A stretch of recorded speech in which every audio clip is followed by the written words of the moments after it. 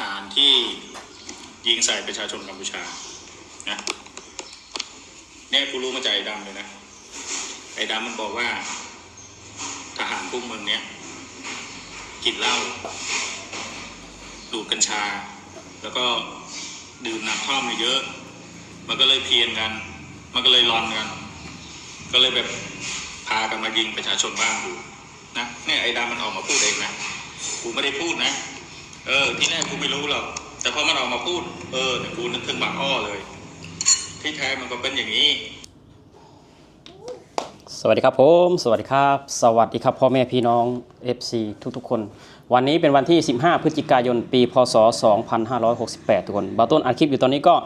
11:52 นาทีเลิกงานเป็นที่เรียบร้อยทุกคนนี่ก็คือคลิปของไอ้บอยเขมรทุกคนไอ้บอยเขมรตัวตึงเขมรก็ว่าได้เนาะเขาบอกว่า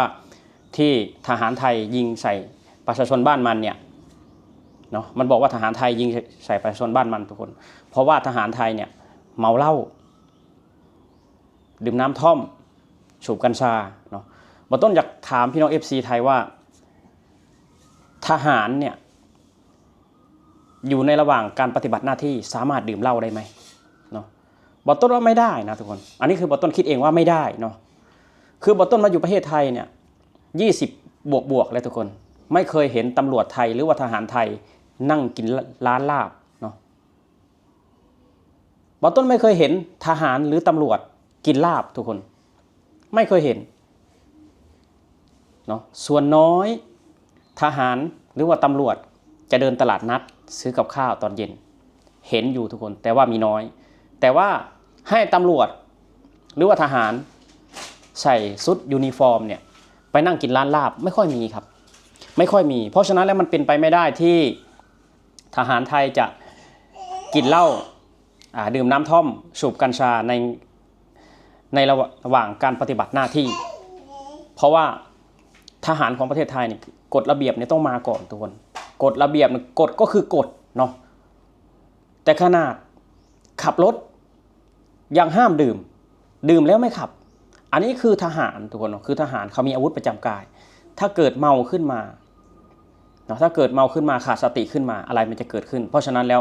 เราต้องเชื่อเลยว่าประเทศไทยเนี่ยเขามีกฎแน่นอนทุกคนกฎห้ามดื่มเหล้าใ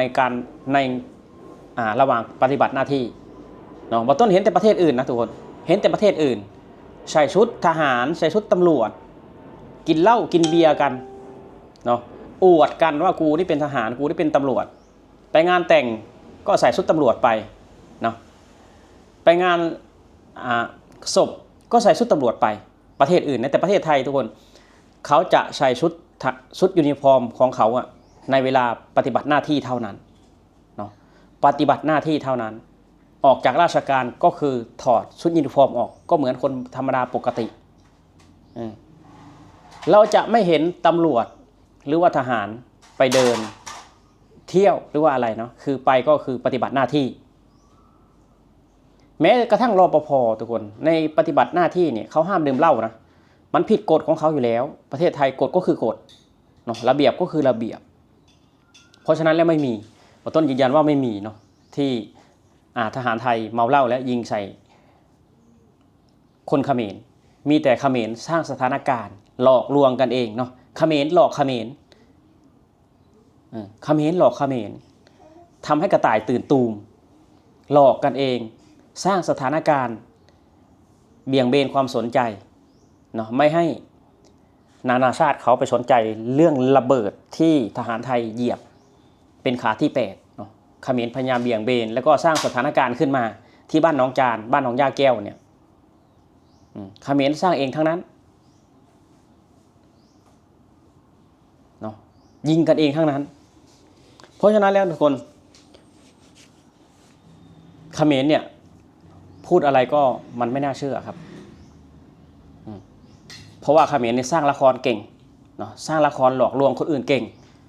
โดยเฉพาะหลอกตนเองนี่เก่งมากหลอกคนในประเทศนี่เก่งมากทหารไทยไม่มีแบบนั้นแน่นอนครับทหารไทยไม่มีแบบนั้นแน่นอน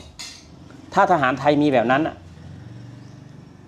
ทหารไทยคงไม่ขาขาดถึงรายที่8เขมรยับเยินไปแล้วถ้าทหารไทยอยากทำแบบนั้นถ้าประเทศไทยอยากทำแบบนั้น คือเขมรสร้างสถานการณ์ขึ้นมาเองหลอกกันเอง คือการกินเหล้ากินเบียร์ในการปฏิบัติหน้าที่เนี่ยมาต้นเห็นตั้งแต่เขมรทุกคนเขมรก่อนจะปฏิบัติหน้าที่ก็เป๊กเหล้าเนาะเหล้าก็เหล้าไทยด้วยครับเป๊กเหล้าขาวไทยด้วยบัก40 ดีกรีหรือว่าบัก2 ซาวเนี่ยทหารเขมรชอบมากเป๊กเวลาปฏิบัติหน้าที่ก็สังสรรค์ดื่มเหล้าดื่มเบียร์นี่แหละทุกคนคือประเทศที่ไม่พัฒนาประเทศที่ไม่พัฒนามันก็เป็นแบบนี้แหละไปงานแต่งก็ใส่ชุดตำรวจไปงานศพก็ใส่ชุดทหารใส่ได้ทุกที่ชุดยูนิฟอร์มถ้าเป็นข้าราชการถ้าเป็นเจ้าหน้าที่ของรัฐเนี่ย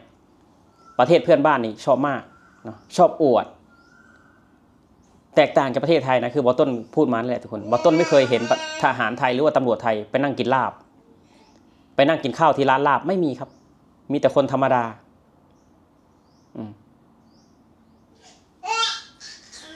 บอต้นก็สังเกตมาหลายปีแล้วเนาะไม่ค่อยมีทุกคนไม่ค่อยมีครับถ้าเป็นเจ้าหน้าที่ของรัฐเนี่ยไม่เคยเห็นเขาไปกินนั่งกินร้านลาบเนาะ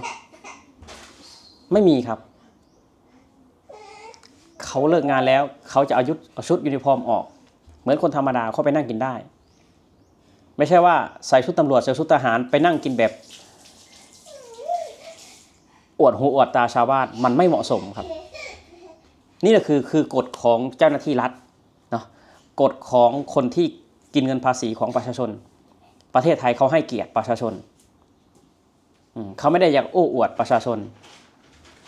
เขาไม่ได้อยากโอ้อวดว่าเราเป็นทหารเราเป็นตำรวจเราเป็นหน้าที่ของรัฐไม่ทุกคนถ้าเขาเดินตลาดนัดเนี่ยเขาไม่ใส่ชุดตำรวจไม่ใส่ชุดทหารนี่เราไม่รู้เลยว่าเขาทำงานอะไรเขาไม่ได้อยากอวดแบบอาชีพการงานตัวเองเขาไม่ได้อวดตำแหน่งบารมีของตนเองไม่อวดครับทุกคนแตกต่างจากเขมรเนาะแตกต่างจากเพื่อนบ้านชอบอวดมากเพื่อกดขี่คนอื่นเพื่อกดขี่ประชาชนแต่